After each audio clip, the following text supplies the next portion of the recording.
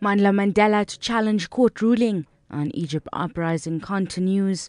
With the latest news updates, I'm Hasina Gori. A large group of journalists have started setting up their equipment outside the Eastern Cape High Court in Mthatha in anticipation of the arrival of former President Nelson Mandela's grandson, Chief Mandla Mandela, or his legal representatives at the court. Chief Mandela is to challenge a court ruling by the same court which granted an order to 16 members of the Mandela family, including Madiba's wife Gracia Michelle and his surviving children.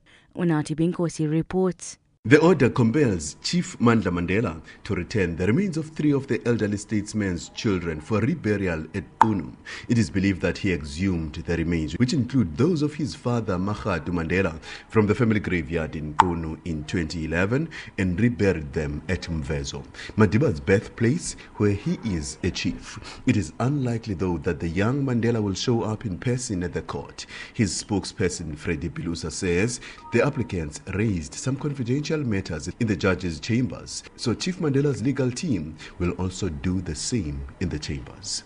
Rural Development and Land Reform Director General Mdu Shabane says fraudulent land claims is a serious challenge to the Land Right Program. Shabane says this is one of the reasons why the department proposed changes to the Restitution of Land Right Act, which proposes to criminalize fraudulent land claims. The department has already concluded public consultations on the draft amendment bill. Mercedes Besant reports. The draft Restitution of Land Rights Amendment Bill seeks to reopen the lodgement of land claims, to establish a full and effective land claims court, and to make fraudulent land claims a criminal offence. Mdu Shabani says fraud in land claims remains a challenge. Our experience is that some people have been lodging fraudulent land claims. That takes a lot of time in researching claims that are fictitious, that are frivolous. So the bill seeks to criminalize those tendencies. Shabani says the 30-day public consultation process has been concluded more than a week ago. He says the department is now finalizing the consultation report, after which it will be submitted to Cabinet. The Junior Doctors Association of South Africa has lashed out at the National Department of Health for failing to ensure the qualifying doctors from medical schools are employed locally. Judasa claims that even though there is a shortage of doctors in the country, the department continues to deploy newly qualified doctors abroad. They are now calling on national and provincial departments to urgently address the situation.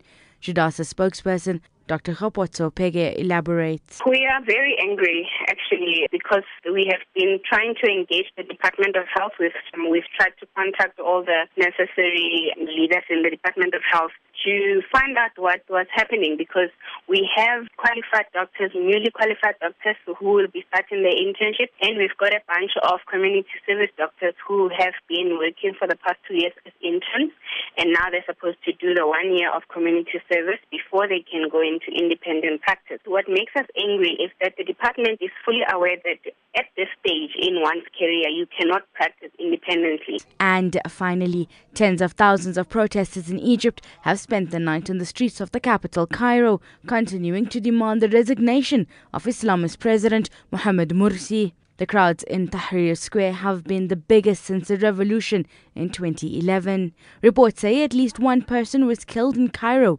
when protesters attacked the headquarters of Morsi's Muslim Brotherhood, where at least 4 died in clashes in Asud province. Catch the latest news anytime here on Newsbreak's Option 1.